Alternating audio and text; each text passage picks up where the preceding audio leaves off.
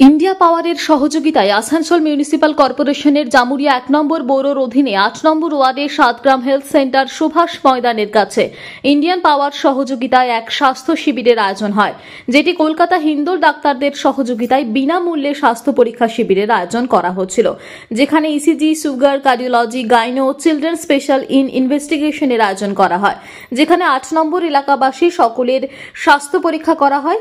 যারা এখানে পরীক্ষা করতে আসেন তাদের সমস্ত রকম ঔষধের সুবিধাও দেওয়া হয়।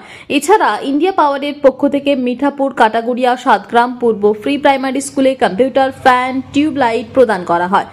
সেখানে উপস্থিত ছিলেন জেলা পঞ্চায়েতের সভাধিপতি বিশ্বনাথ বাউরি, আসানসোল কর্পোরেশনের মেয়র বিধান উপাধ্যায়, এমআইসি সুব্রত অধিকারী ছাড়াও আরো অনেকে।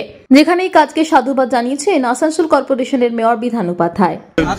আমাদের এখানকার সাতগ্রামের কাউন্সিলর এবং এমআইসি সুব্রত অধিকারী, ওর নেতৃত্বে আমাদের ইন্ডিয়া পাওয়ারের পক্ষ থেকে তাদেরকে বলে এখানে একটা স্বাস্থ্য পরীক্ষা শিবির করেছে এবং আমাদের এখানে যে স্কুলগুলো রয়েছে সেগুলো নিয়ে কিছু সরঞ্জাম যেমন কম্পিউটার, লাইট, ফ্যান যেগুলি খুব জরুরি ছিল সেগুলো ইন্ডিয়া পাওয়ার থেকে নিয়ে দিয়েছে। তো আমি তাদেরকে অভিনন্দন জানাচ্ছি এবং খুব ভালো কাজ হয়েছে, এইভাবে কাজ করুক এবং এগিয়ে চলুক। জামুরিয়া থেকে সত্যেন মুখার্জির রিপোর্ট, টিভি নিউজ 10।